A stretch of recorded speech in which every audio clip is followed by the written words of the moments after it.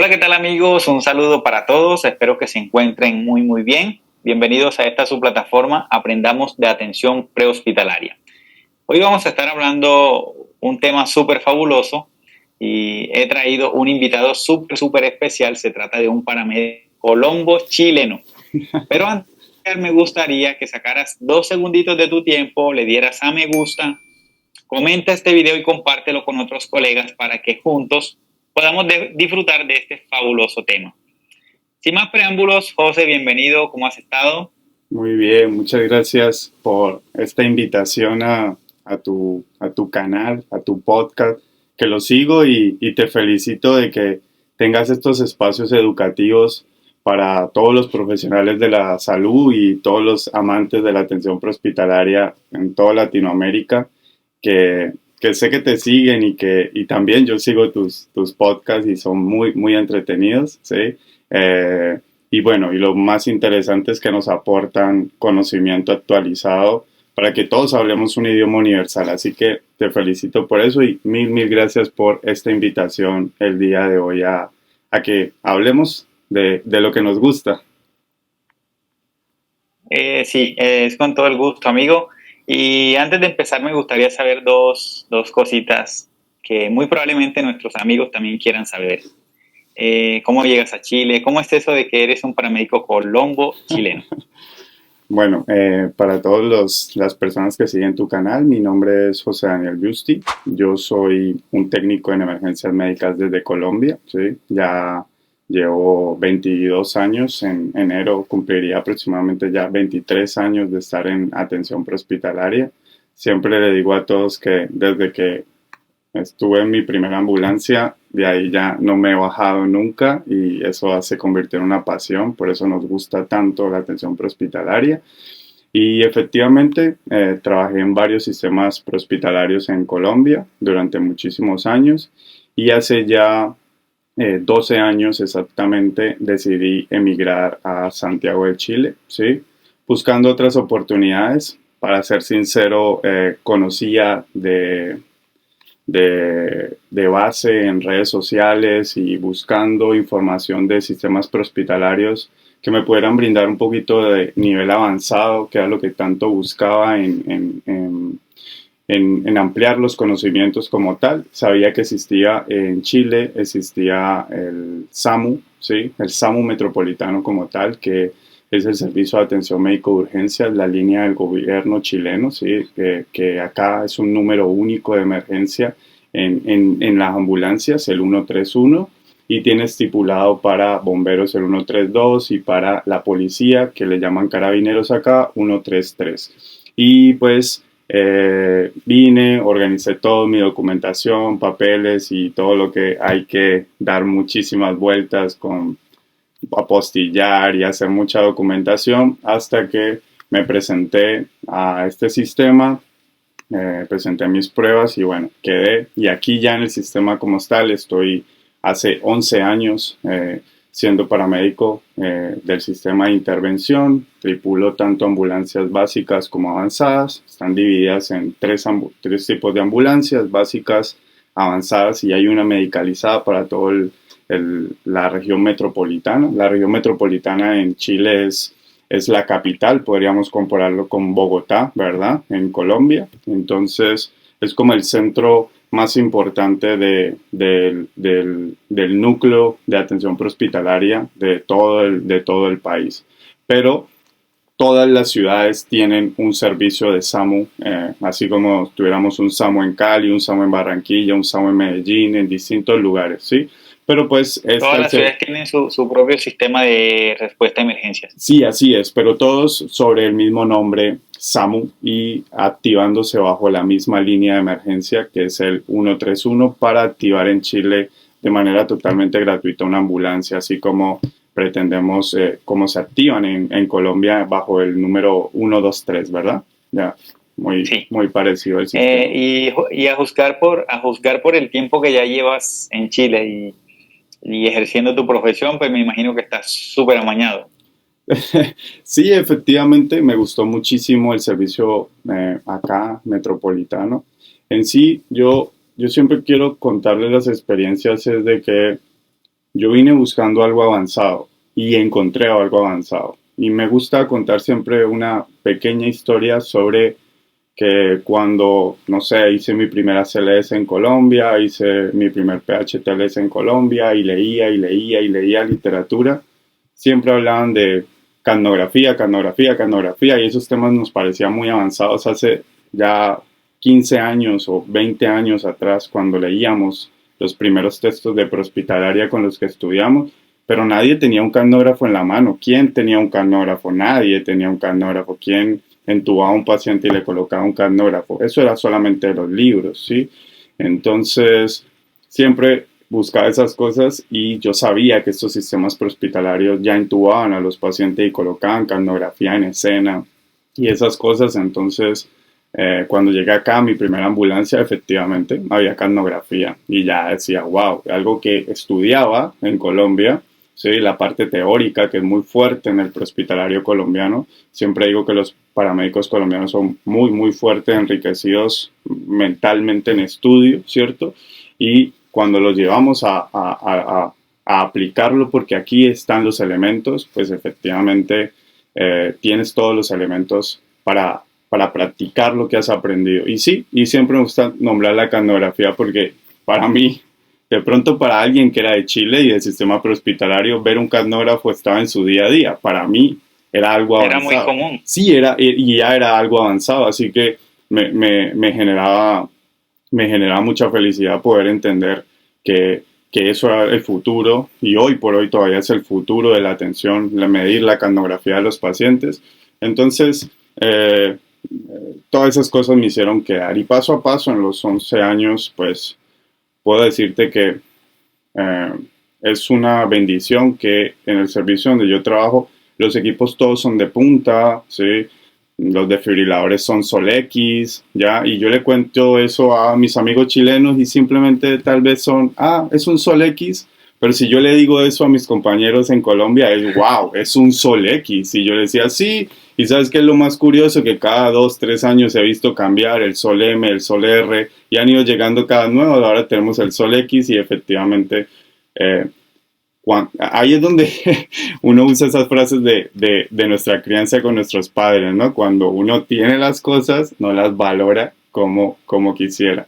Pero cuando le hacen falta, uno ya dice efectivamente que son muy importantes. Nadie sabe lo que tiene hasta que lo pierde. Muy bien. Y gracias ahí por la frase. Pero sí, efectivamente.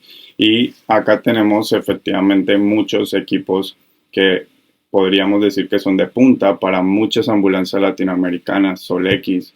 Las ambulancias tienen ventiladores Hamilton, ¿sí? Y efectivamente uno sabe que estamos hablando de equipos como Hamilton, que es lo mejor en punta en ventilación mecánica en los pacientes y más si lo metemos al ámbito prehospitalario. Estamos hablando de última generación. Sí, exactamente. Y sí, efectivamente me gustaría que tuvieran otras cosas, que ya tuviéramos en este momento más inversión en compresión neumática, en reanimación cardiopulmonar.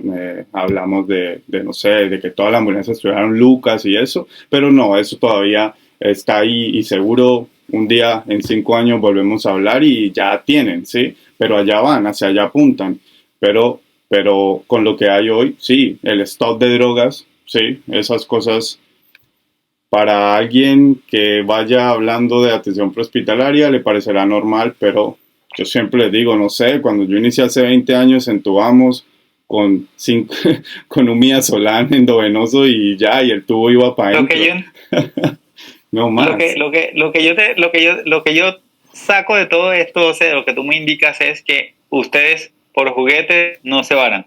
Sí, efectivamente, por juguetes, por farmacología. Y en el últimas, yo me siento feliz, pero tú sabes que el mejor beneficiado es el paciente.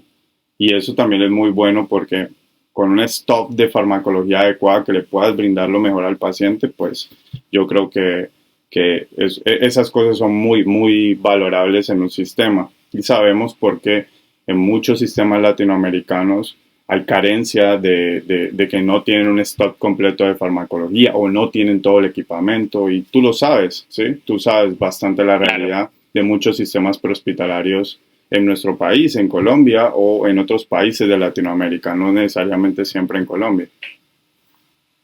Bueno, amigos, ya para ir introduciéndonos al tema principal, hoy vamos a estar hablando un poco acerca de restricción de la movilidad espinal, un tema que para muchos es controversia.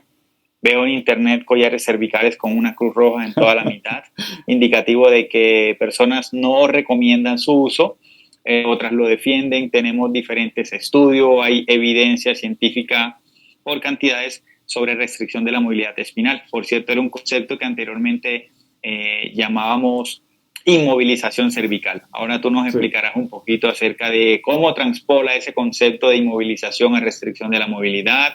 Entonces, la pregunta sería, José, la mejor forma de manejar una lesión cervical o ese componente adicional que tiene la apertura de la vía aérea, que debe estar permeable, ¿cuál es la mejor forma de manejar la columna cervical de un paciente víctima de un trauma?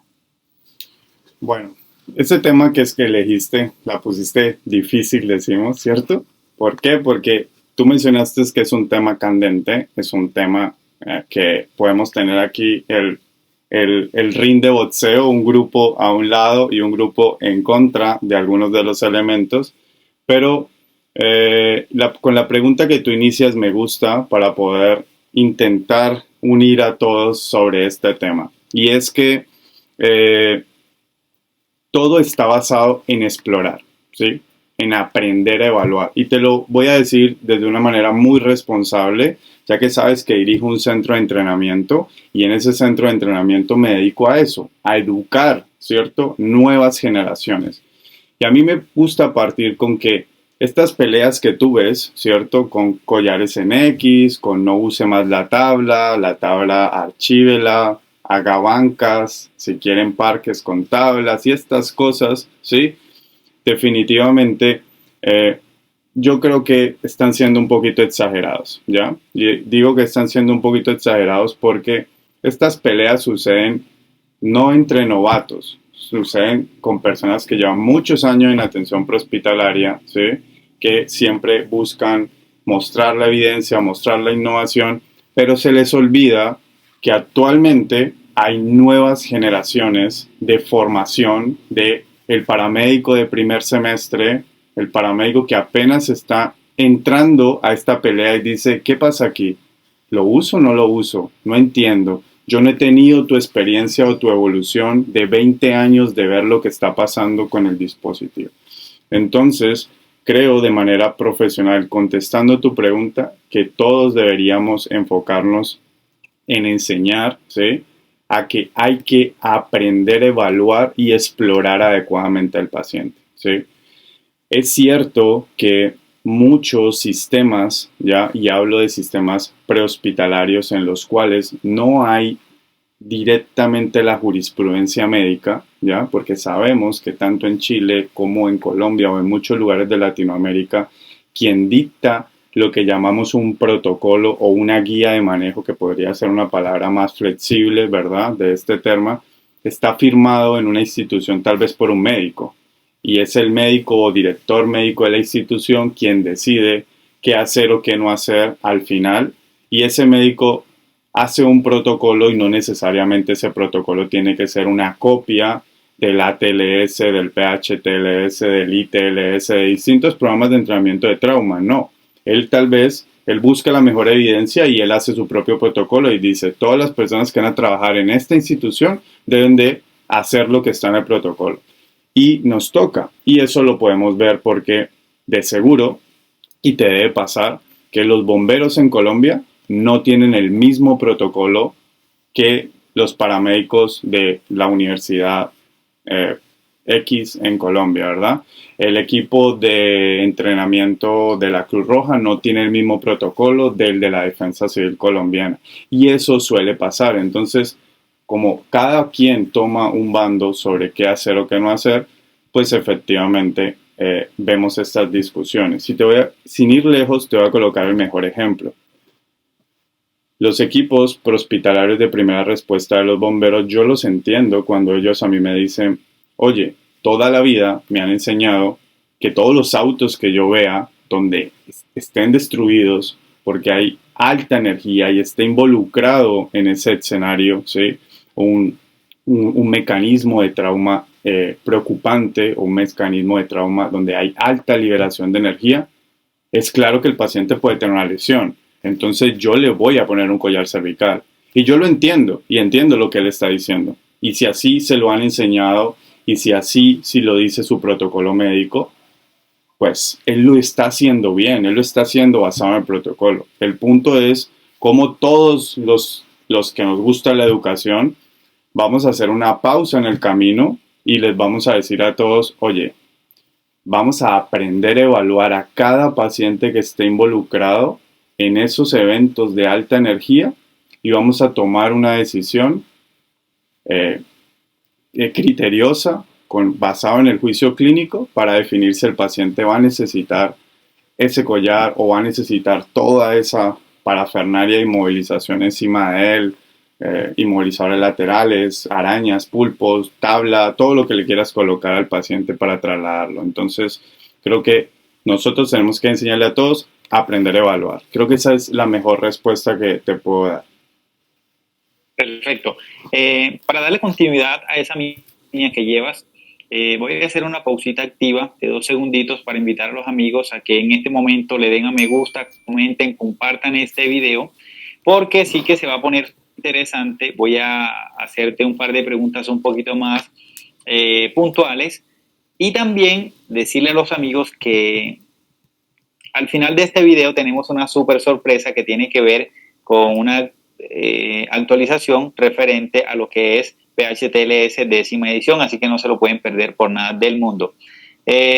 Como te indicaba, para darle continuidad a esta misma háblanos un poquito acerca de los métodos manuales y acerca de los métodos con dispositivos como collares cervicales de extracción o graduables. Bien, ok, mira.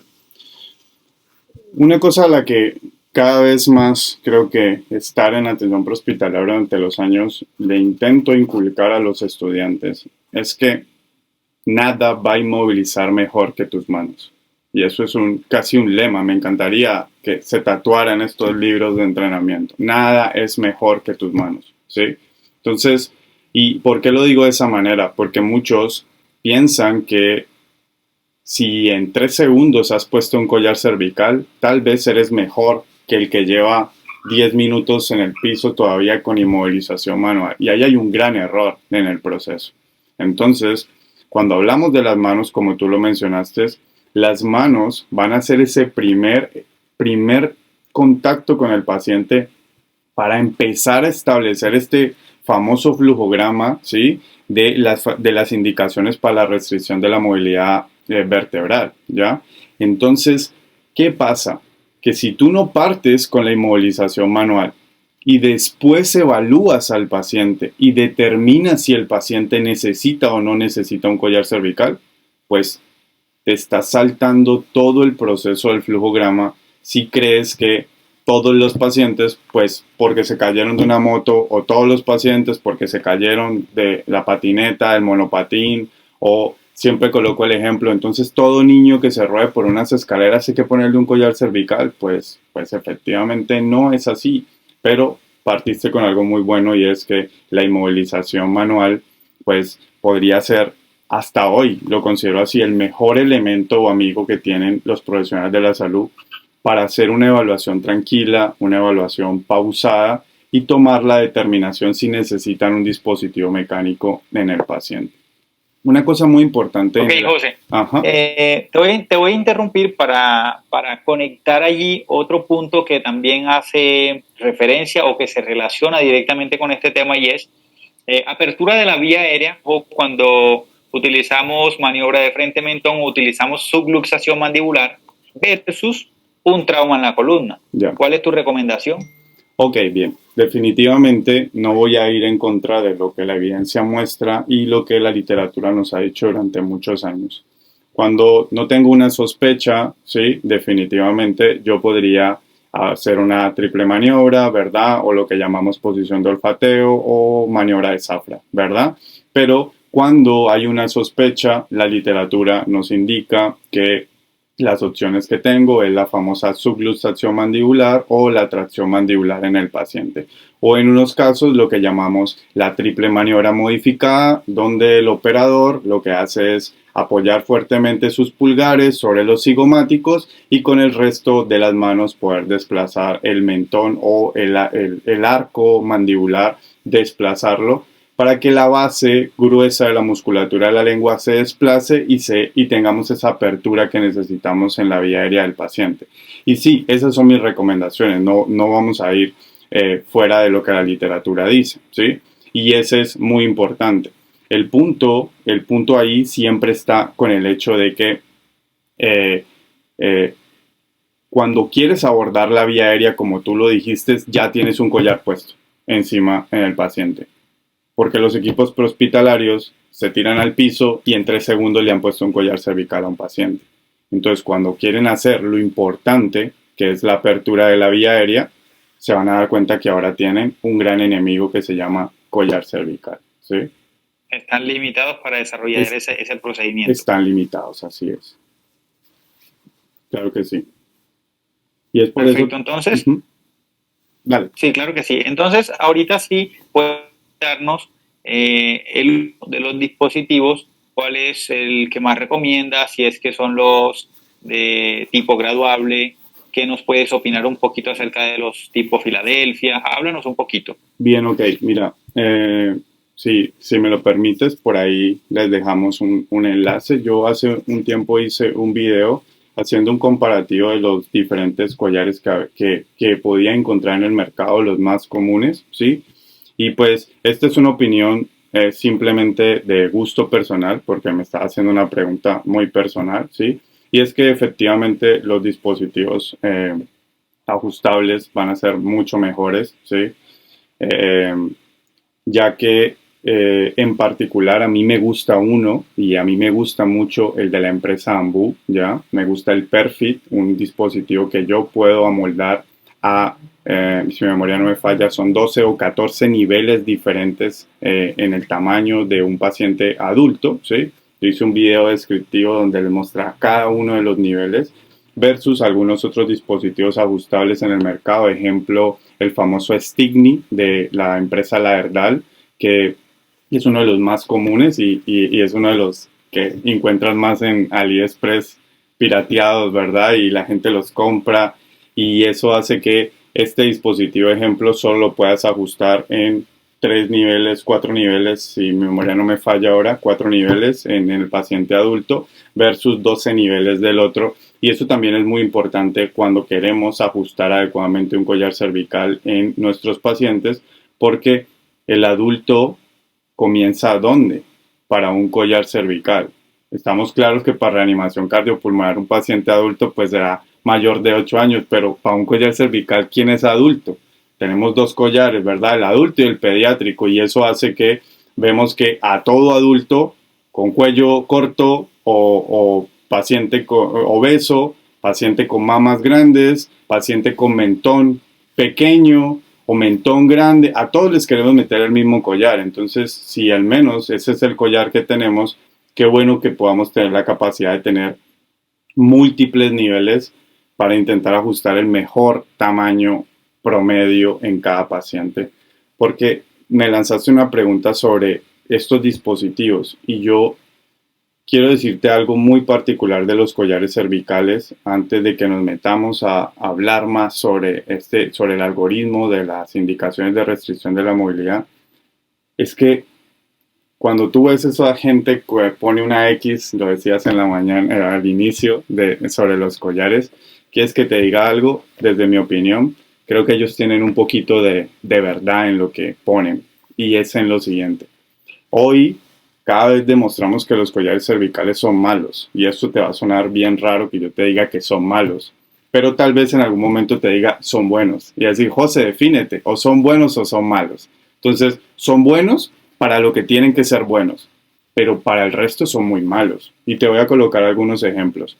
Primero, los collares cervicales restringen la apertura oral de los pacientes. ¿Sí? Y más cuando el operador, en ese afán de poner en 3, 4, 10 segundos el collar cervical, no lo mide adecuadamente, le pone cualquier tamaño al paciente y esto hace que la apertura se limite en los pacientes. Y cuando tú tienes una apertura limitada, ejemplo, voy a colocar aquí algo de manejo de vía aérea. Tú para poder meter una máscara laríngea en la boca necesitas 20 milímetros o 2 centímetros de apertura oral como mínimo. Entonces, si tienes una boca cerrada, ni siquiera el dispositivo supraglótico te va a entrar en la boca si hay que pasar a esa distancia con un paciente de trauma. Entonces, primero limitan la apertura oral. Y cuando quieres pasar a un manejo de vía aérea avanzada, es peor porque siempre la literatura te muestra que, por ejemplo, en una vía aérea avanzada necesitas lograr de alguna otra manera alinear los ejes o los 3 ejes para poder meter un laringoscopio en la boca y poder lograr la intubación. Es por eso que hoy hablamos de los videolaringoscopios como una gran herramienta en el prehospital para no tener que alinear los 3 ejes. Entonces, ese punto... Claro. Dime. Sí, José, para argumentar un poco allí, entonces tú nos estás indicando de que la colocación de un collar cervical de forma inadecuada Sí. puede limitar la apertura ocular. Por ende, entiendo de que tanta permeabilidad, incluso la oxigenación puede verse comprometida en este orden de ideas. Sí, efectivamente así es. Cuando tienes que hacer cosas sobre la vía aérea del paciente, ya no vas a poder hacerlas porque ya tienes un collar cervical puesto. Y lo que vas a terminar haciendo es o retirarlo, ¿sí? O retirando alguna parte para poder abordar el manejo de vía aérea en esos pacientes. Entonces, primer punto, la vía aérea se complica en los pacientes que tienen un collar cervical. Bien. Segundo punto, cada vez se demuestra más que los pacientes en trauma, ¿sí?, son más propensos a broncoaspiración teniendo un collar cervical. Porque hablemos solo del equipo prehospitalario. El equipo prehospitalario, ¿en qué posición lleva un paciente que tiene un collar cervical? En posición supina, ¿cierto? Y en la mayoría de los casos. Muy bien. Y lo está transportando en un vehículo que aparte tal vez no respete la limitación de velocidad normal, ¿cierto? Y es otro tema importante, la conducción adecuada de los vehículos de emergencia. Pero tienes un paciente que se comporta, si has visto ese dibujo de la botella con agua moviéndose dentro del cuerpo, ¿cierto?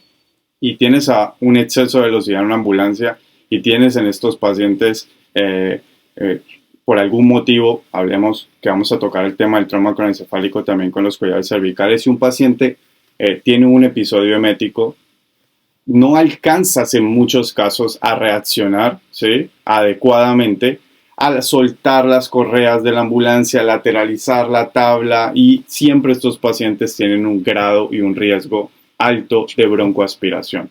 Aparte, en muchos casos, hablemos de las estadísticas que nombran intrahospitalarias. Tal vez en una ambulancia tengamos los ojos ahí encima del paciente, pero cuando estos pacientes son entregados en un servicio de urgencias, que entran en un box, ¿sí?, cierran unas cortinas y nadie lo mira, nadie lo vigila, y el paciente vomita, tiene más riesgo de broncoaspiración con la limitación que le ofrece el collar cervical y la posición en la que está. Entonces, segundo punto, mayor riesgo de broncoaspiración en los pacientes de trauma. ¿Ves?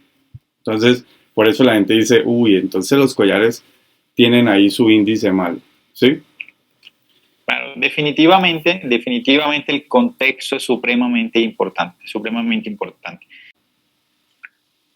Para darte continuidad con esa misma línea y preguntarte algo que ya me generó intriga y que muy probablemente también a nuestros amigos, quiero tomar 2 segunditos para recordarles, dale a me gusta, comenten, compartan este video y no olviden la sorpresa que tenemos al final.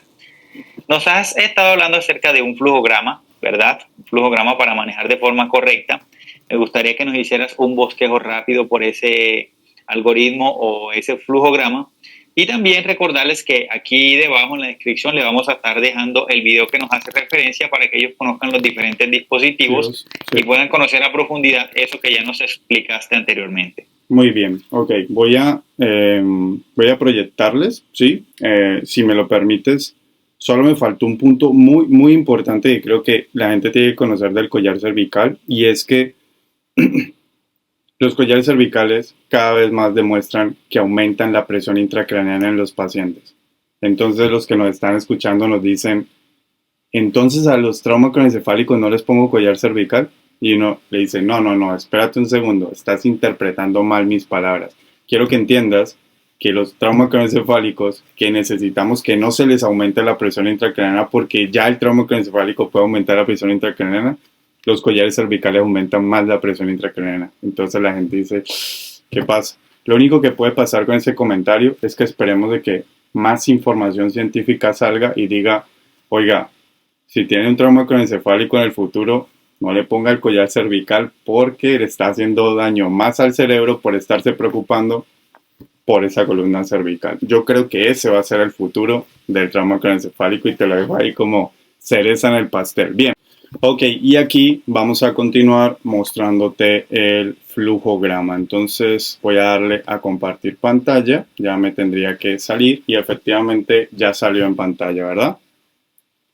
Sí. Muy bien. Entonces, este algoritmo, que es un algoritmo muy clásico, primero expliquémosles a todos los participantes que nos están siguiendo, ¿sí? Que tiene que ver con la evolución de 36 años de publicaciones de uno de los programas más importantes en América Latina, que es el Prehospital Trauma Life Support o el PHTLS. En este caso estaremos proyectando la 9ª edición, que la tengo aquí en pantalla, ¿sí? El libro de la 9ª edición. Y justamente para los que les gusta mucho la bibliografía, vamos a ir a la página 307 y vamos a desglosar un poquito esto, ya que esto ha ido evolucionando durante 36 años y ha llegado a este tema ya en la 9ª edición con una palabra que cambia totalmente y es que agregan por primera vez este término interesante que es indicaciones para la restricción de la movilidad vertebral.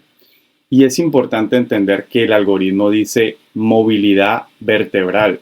Esto no es un algoritmo para decidir cuándo poner un collar cervical o no. Y ese es uno de los grandes errores de interpretación de este flujograma.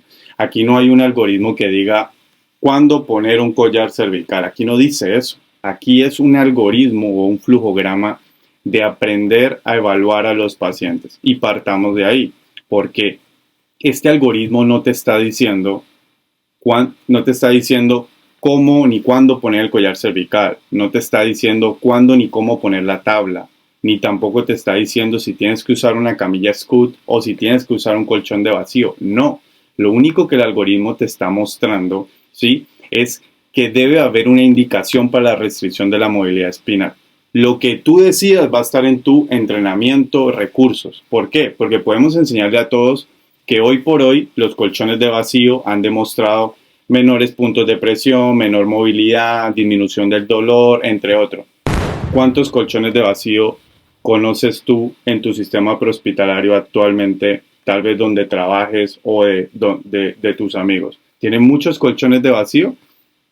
Definitivamente son muy escasos. Muy escasos por su alto costo. Un colchón de vacío actualmente en el mercado está rondando los $1,000 y son $1,000 versus una tabla, ¿sí? Que está rondando los $250 a $300 para hablar en dólares para todas las personas que nos escuchen.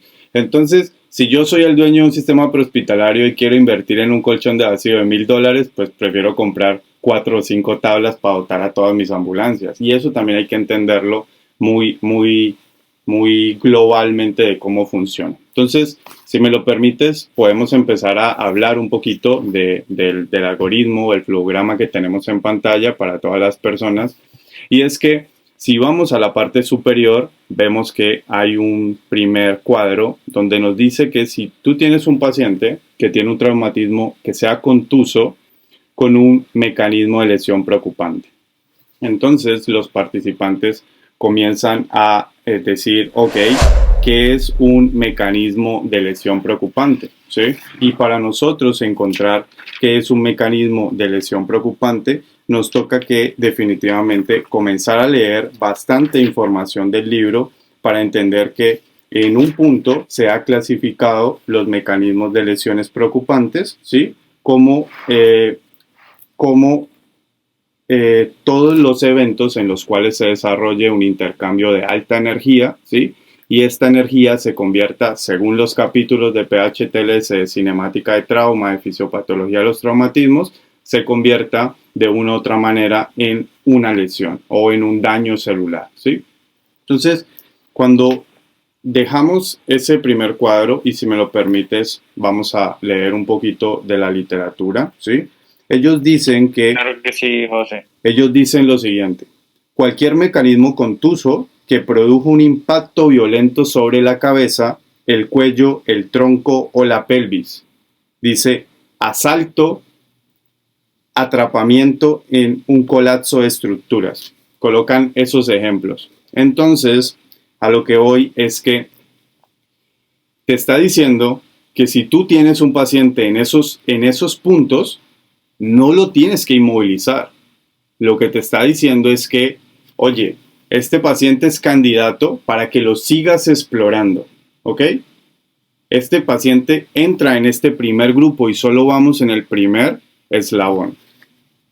Incidentes que producen fuerza de aceleración y desaceleración o flexión lateral del cuello o del tronco súbitas. Accidentes automovilísticos, lo que hablamos de el famoso el efecto de latigazo, ¿no? Que también has hablado en otros de los capítulos del podcast, ¿bien? A velocidad moderada o alta. Peatones golpeados por un vehículo. Entonces, no nos está diciendo que todos los peatones que los golpea un vehículo los tenemos que inmovilizar. No, nos está diciendo que entran en el grupo de evaluación solamente. Sí, implicados también en una explosión. Sabemos que una de las fases de explosión es eyección, ¿cierto? Y puede tener traumatismos relacionados con indicaciones para la restricción de la movilidad vertebral.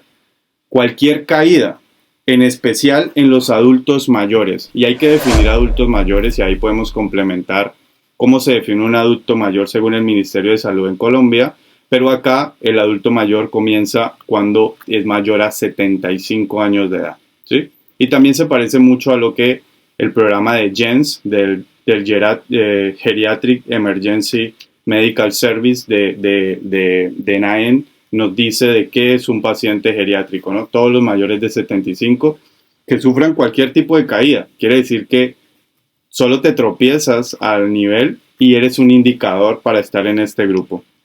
Expulsión. Claro, aterrizando el concepto de adulto mayor en Colombia, abarca a los adultos que superan los 62 años de edad. 62, ¿ves? Entonces, todos los países pueden tener un rango diferente dependiendo de sus ministerios de salud, ¿sí? Sé que hay otros países que son los mayores a 65 años porque lo he leído en algunas literaturas, entonces hay que definir qué es, pero normalmente está entre los 65 y los 75 y no quiere decir que tú veas a alguien de 65 años y parezca que está viejo, ¿sí? Pero entra en este grupo, ¿no? Expulsión o caída de un transporte motorizado o con impulso de otra fuerza. Monopatines, patinetas, bicicletas, automóviles recreativos o motocicletas, ¿sí? Entonces, caerte de un bus, entras ahí. Si te caes porque saliste a patinar en el parque, entras en este grupo, ¿ya? Cualquier incidente en aguas poco profundas, buceo, navegación corporal, así lo coloca. Antiguamente, en las primeras ediciones y todo, siempre hablábamos de los famosos clavados, ¿no? Los piqueros estos de los ríos en Colombia, que siempre vamos a lograr tener ese efecto de compresión medular por golpear la cabeza en una roca en agua poco profunda, ¿no? Dice que hay otras alteraciones significativas que entran aquí, como lesiones cefálicas por cualquier alteración aguda del estado mental. Dice daño significativo del casco, ¿ya? Por eso la exploración y evaluación del lugar es importante. Lesiones contusas significativas del tronco, y hablamos de tórax en este caso. Impactos u otras fracturas por desaceleración de las piernas o la cadera, la pelvis en este caso, o lesiones significativas localizadas en áreas de la columna vertebral. Y toda esta información va solamente en el primer cuadro.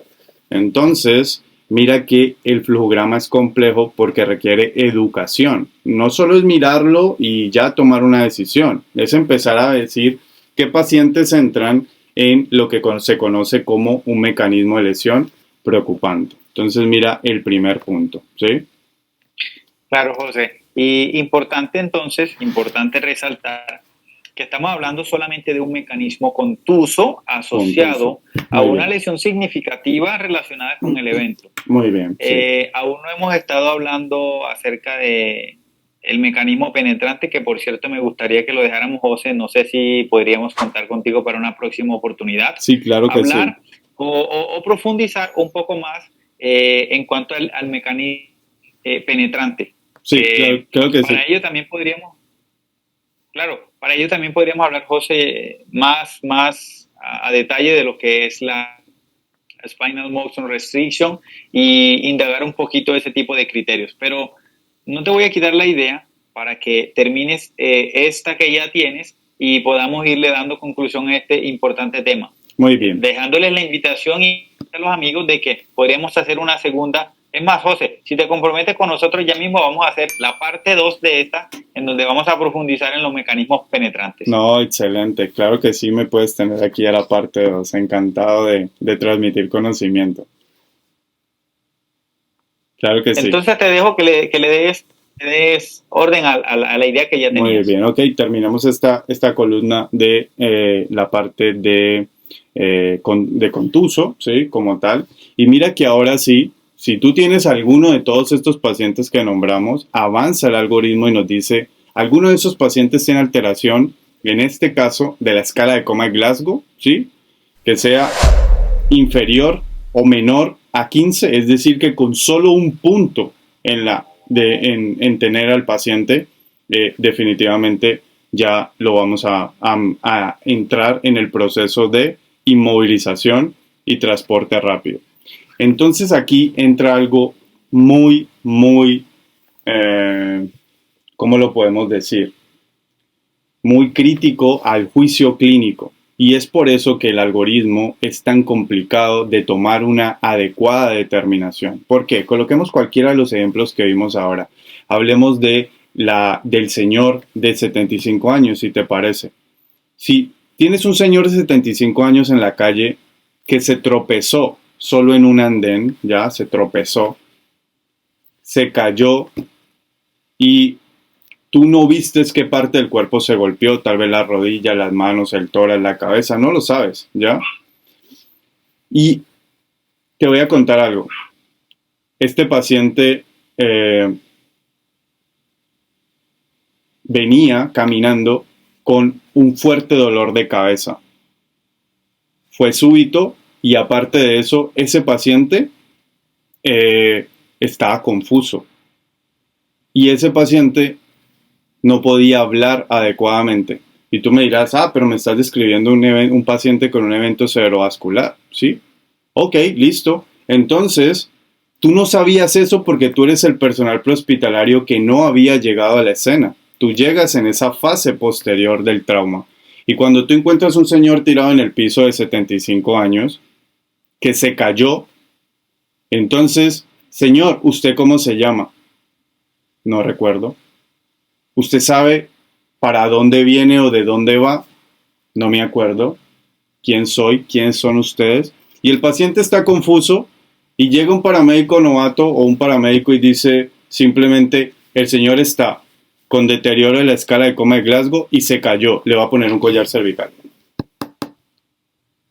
Él lo hizo bien, pero él no tiene la experiencia o el expertise de evaluación de que no era eso, sino que ahora el señor tenía una hipoglucemia o el señor tenía un evento cerebrovascular en curso, pero no, él insistió en montarle un collar cervical al paciente.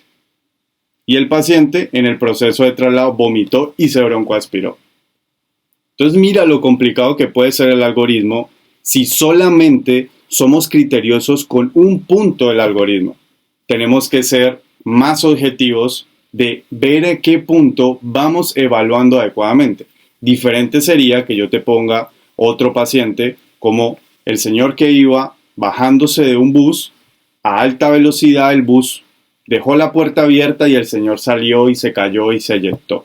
Y en esa caída el equipo lo encuentra en una escala de coma de Glasgow de 10/15 según ese algoritmo. De seguro, en todo el proceso va a determinar que ese paciente, por el mecanismo de lesión, hay que evaluarlo adecuadamente, le coloca un collar, hace todo el proceso y transporta a ese paciente. Bien, pero ese punto en particular de la escala de coma de Glasgow es muy contradictorio y te voy a decir eso.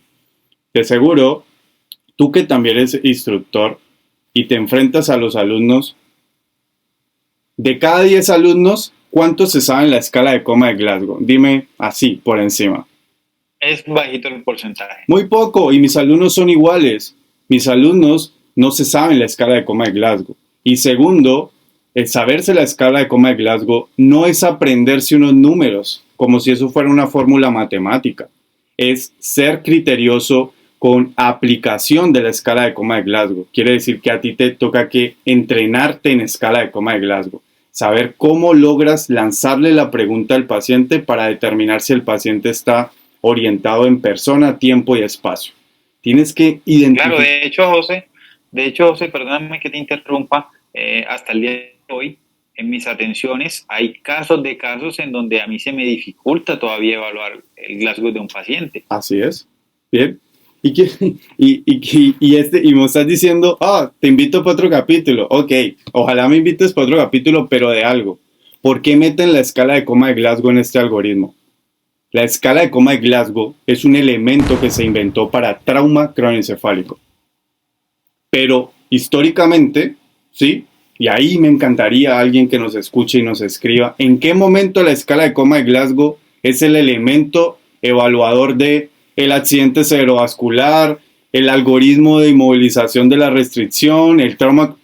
La escala de coma de Glasgow no debería ser actualmente nuestra escala para todo.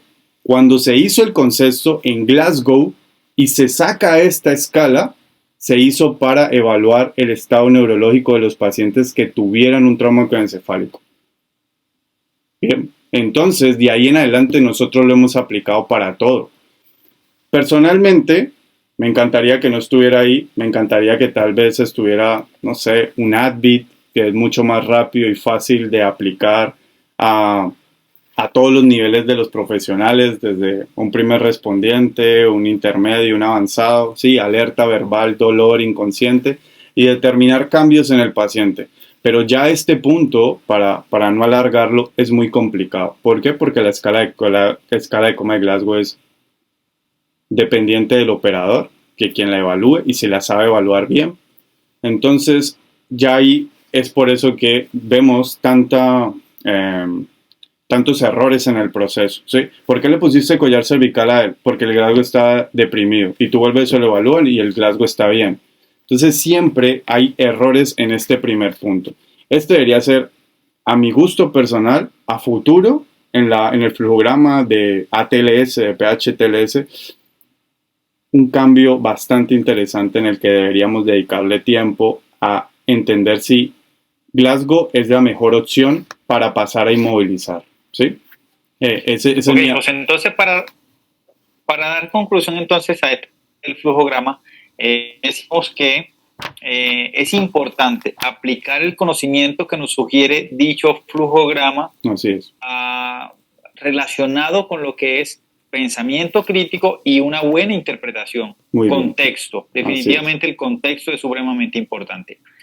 Bueno, José, me gustaría que en este momento nos revelaras esa sorpresa que nos tienes referente a lo que le habíamos prometido a nuestros amigos, TLS 10ª edición. Muy bien, ok. El algoritmo de la 10ª edición de PHTLS. Calientito, como dicen, salido del horno. Fue lanzado el 10 de octubre.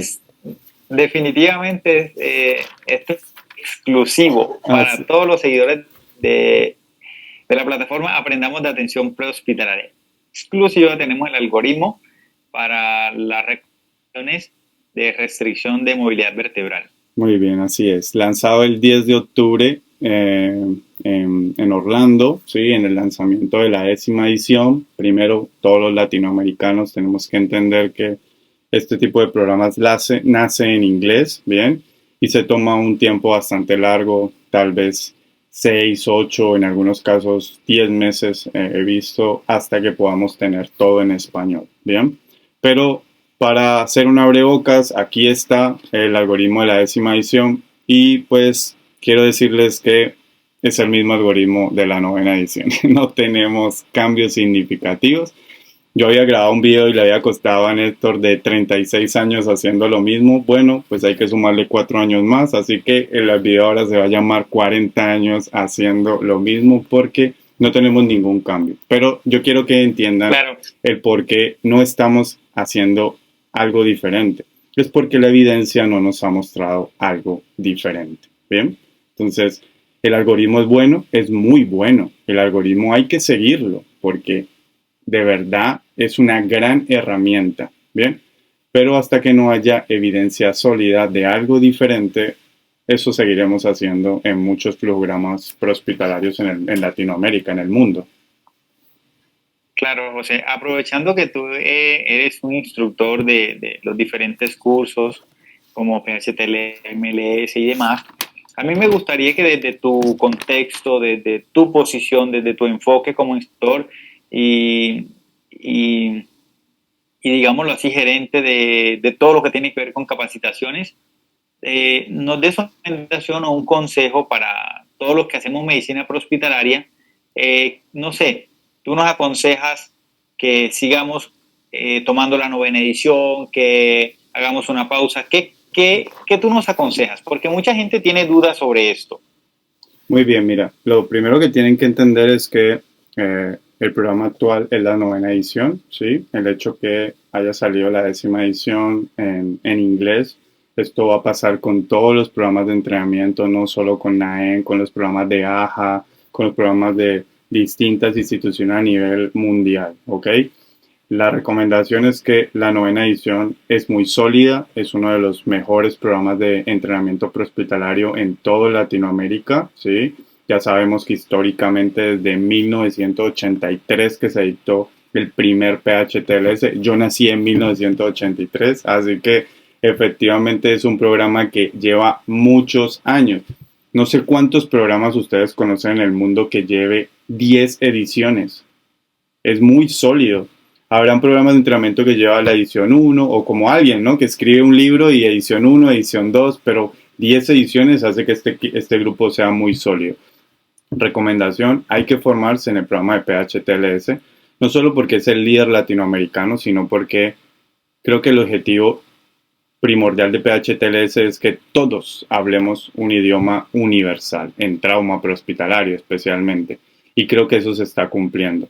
Entonces, sí, de pronto vienen ahí algunos cambios que se han lanzado, ¿verdad? Pero los cambios no van a cambiar en el objetivo del programa. El programa seguirá siendo, cumpliendo sus mismos valores, su misma filosofía, su mismo objetivo, ¿sí? Así que la 9ª edición es muy buena, es la edición que estamos haciendo y actualmente nadie puede tomar la 10ª edición porque está en todo este proceso de revisión y como les digo, por ahí en 10 meses tal vez alguien la podrá ver, así que no actualmente no es no es el programa de elección, ¿no? Sí. Perfecto. Mi pregunta obedece al hecho de que algunas personas ahora se confunden con ese de que listo, salió la 10ª edición, pero entonces si tomo la 9ª voy a quedar desactualizado y eso le genera cierta preocupación. No. La idea es que lo sigamos motivando y que le hagamos ese llamado a que continúen capacitando, continúen tomando el curso, porque en la medida que lo hagan, pues van a seguir con conocimientos actualizados, con un programa obviamente sólido, como tú nos indicas, José, y obviamente pues no se van a quedar tanto tiempo sin estar enterados de la información de vanguardia que tenemos disponible. Sí, así es.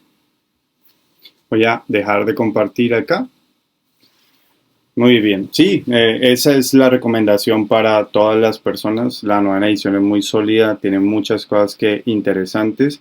Y bueno, la idea es que, como dijo Néstor, en Aprendamos APH, sigan este canal. También, si es posible, seguir el canal de YouTube de Omega Capacitaciones. Estamos lanzando también videos educativos de máscara laringia, procesos de intubación, accesos intraóseos, entre otros temas que les puede gustar y ahí compartir siempre información que es totalmente gratuita. Los videos son gratuitos para todas las personas y como lo dijo Néstor, en una segunda parte seguimos dándole duro a este algoritmo y seguimos las dos rutas que nos hacen falta. Mirar la exploración física de la columna cervical para ir avanzando, ¿sí?, en el algoritmo y trabajaremos el tema de cuándo inmovilizar a los pacientes en trauma penetrante. Claro, José. La última pregunta que te voy a hacer ya para terminar este segmento es una pregunta que nunca falta en mi plataforma. Yo siempre se la hago a todos mis invitados y obviamente tú no serás la excepción. Un consejo que nos puedas regalar, José, a todos los que hacemos medicina prehospitalaria. Uy, esa pregunta es súper difícil, Néstor. Consejo. Miren, si puedo dar dos unidos, es que Por nunca, supuesto que sí. nunca paren de estudiar. Ejemplo, este libro, nunca paren de leerlo. Este libro, el que diga que se lo ha leído completo es un mentiroso acá a todos, ¿sí? Mis instructores se leen su capítulo antes del curso porque así es el conocimiento. Lean, lean, lean, lean, llénense de conocimiento. El conocimiento teórico es fundamental. Soy de los que piensa que tú puedes ser muy bueno afuera, en la calle, ¿sí? Porque eso también es valioso. La calle es importante. Forma a los paramédicos, les da habilidades, pero el conocimiento teórico es muy, muy valioso y sin conocimiento teórico no puedes ir a la calle. Entonces, estudien, estudien muchísimo y lo que me pasa a mí todos los días, nunca paren de soñar. Yo nunca he parado de soñar en 22 años en prehospital. Siempre quiero innovar en los cursos, siempre quiero tenerlo más actualizado y en mi vida profesional es igual, ¿sí? Es decir, si ustedes no sueñan en que un día en cada ambulancia colombiana va a haber un Sol X, jamás va a haber un Sol X. Y ese cambio solo lo hacen los profesionales. Sí, es costoso, sí, pero eso es lo de menos, les digo yo. Siempre hay una manera de llegar, una ruta de seguir soñando en tener las cosas. Porque al final lo que hacemos solo se beneficia los pacientes. Ese es como mi mayor consejo.